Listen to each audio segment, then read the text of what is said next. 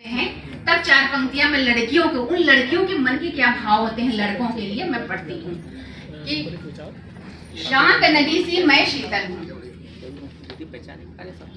शांत।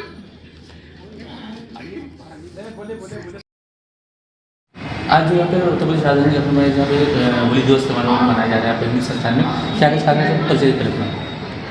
सरदार पटेल सामाजिक एवं साहित्यिक उत्थान संगठन की ओर से होली मिलन समारोह का आयोजन हिंदी संस्थान निराला भवन में किया जा रहा है।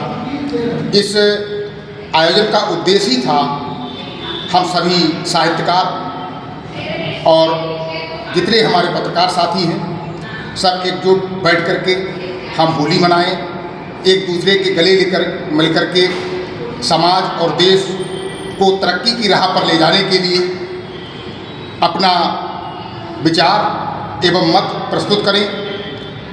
सरदार पटेल सामाजिक एवं साहित्यिक उत्थान संगठन की ओर से इस तरह के आयोजन पूरे देश में होते हैं। धार्मिक नगरी हो चाहे साहित्यिक नगरी हो, संस्था के द्वारा अब विदेशों में भी आयोजन होने जा रहे हैं। अभी 21 मार्च को नेपाल में कार्यक्रम हो रहा है, 30 मई को दुबई में कार्यक्रम हो रहा है।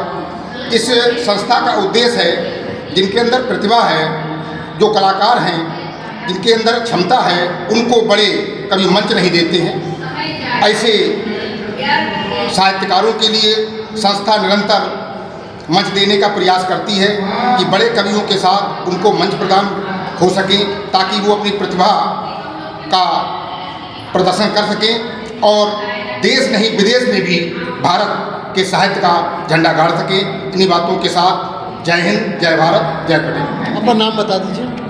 मैं पातीराम गंगवार हिंदुस्तान का चीफ हूँ पीलीभीत से, पत्रकार एसोसिएशन का अध्यक्ष भी हूँ और वर्तमान में सरदार पटेल सामाजिक संगठन का प्रदेश अध्यक्ष हूँ। आप सब मेरे परिवार के हैं और इसी तरह का कार्यक्रम, अभी मेरा कार्यक्रम हिंदी संस्थान में चौथा कार्यक्रम 31 को मैं 101 नवोदित कवियों को इसी संस्थान में फिर बड़ा आयोजन करने जा रहा हूँ, जिनको उनको सम्मानित किया जाएगा और मंच देने का काम किया। यहाँ पे आयोजन किया रहे सरदार पटेल सामाजिक एवं साहित्यिक उत्थान संस्थान तो क्या कुछ खास परिचय दीजिए पहले अपना। मैं रविंद्र सिंह पटेल, प्रदेश अध्यक्ष युवा राष्ट्रीय लोकदल उत्तर प्रदेश। आज लखनऊ के हिंदी संस्थान में श्रीमती सरिता गंगवार जी के द्वारा काव्य सम्मेलन किया जा रहा है, कवियों को सम्मानित भी किया जा रहा है और मुझे भी यहाँ आज मुख्य अतिथि के तौर पर आने का सौभाग्य प्राप्त हुआ। अच्छा लगता है जब विद्वानों के बीच में आप आते हैं और उनकी, क्योंकि कवि जो होता है वो समाज का आईना होता है। कवि ऐसी कोई बात नहीं कहता है कि जो समाज में ना हो रहा हो, वो समाज का एक दर्शन जो है अपने शब्दों में प्रकट करता है।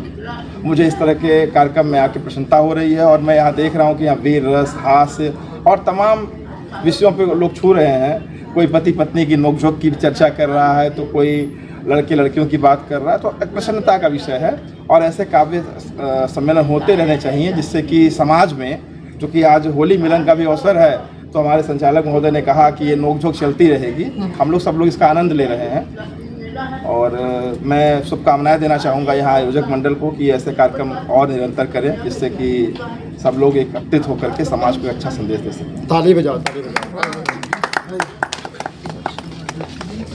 आप आयोजक हैं? अध्यक्ष जी आइए, आ जाइए। आयोजक मैम, हाँ मैंने उनका ले लिया, आप भैया का हो गया, आप मैम का ले लिया। मैं डॉक्टर सरिता कटियार सदाबहार, और मैं वैसे तो भक्ति रस गाती थी और गज़ल गाती हूँ, लेकिन हास्य में कुछ ज़्यादा ही अब इंटरेस्ट होने लगा है। तो मुझे पातीराम जी का आदेश मिला कि यहाँ पे एक प्रोग्राम रखना है, तो हम लोग बिल्कुल दिल से तैयार होते हैं, इनके लिए समर्पित हैं। पातीराम जी हम लोगों के लिए कहना चाहिए एक खुदा की हस्ती के तौर पे समझो उनको, कि वो साहित्य को नहीं बल्कि साहित्य उन्हें जो है खुद आशीर्वाद दे रही है कि आप जैसे लोग अगर साहित्य में जन्म ले लें तो शायद मतलब साहित्यकारों की ज़िंदगी बदल जाए।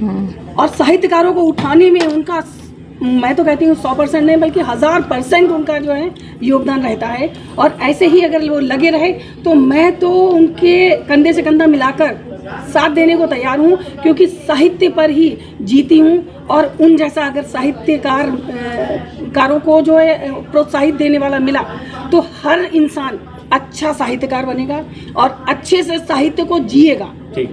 क्योंकि मेरी 4 पंक्तियां हैं कि कलमकारों की महफिल में नमककारों का ताता हो, पढ़े औरों की कविताएं मगर खुद की बताता हो, कतारों में पुरस्कारों की अब इंसाफ ना मिलता, इसी नीति को अपनाना बहुत अच्छा बताता हो। बहुत बहुत शुक्रिया। एक मिनट दादा प्रधान जी। पटेल साहित्यिक उत्थान समिति का संरक्षक अजय प्रधान।